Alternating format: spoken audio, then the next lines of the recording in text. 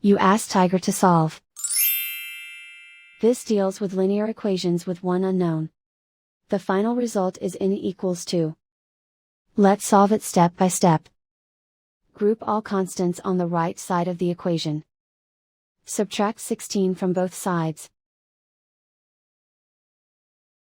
Group like terms.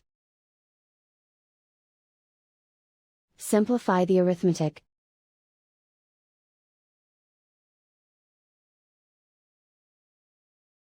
Isolate the n. Divide both sides by -4. Cancel out the negatives. Simplify the fraction.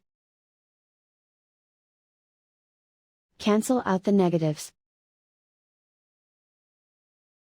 Find the greatest common factor of the numerator and denominator. Factor out and cancel the greatest common factor. And so the final result is n equals 2.